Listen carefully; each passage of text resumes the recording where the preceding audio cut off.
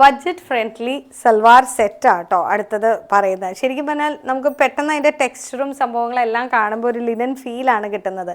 Rate വരുന്നത് 725, 725 കേട്ടോ.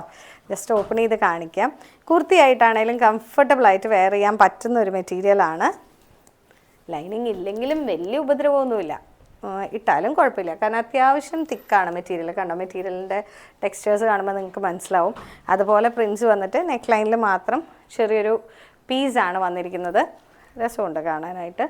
ദുപ്പട്ട വരുന്നത് അതുപോലത്തെ തന്നെ മിക്സ്ഡ് മെറ്റീരിയലിലുള്ള ദുപ്പട്ടയാണ്. ഒരു ചന്തേരി ഫീലുണ്ട് കേട്ടോ ദുപ്പട്ടയ്ക്ക്. ദുപ്പട്ട വേണം എന്നുള്ളവർക്ക് മാത്രം യൂസ് ചെയ്യാൻ വേണ്ടിയിട്ടാണ് കേട്ടോ. സ്കൂൾസും കാര്യങ്ങളൊക്കെ യൂസ് ചെയ്യണം എന്നുണ്ടെങ്കിൽ ദുപ്പട്ട ഇല്ലാണ്ട് പറ്റില്ലല്ലോ.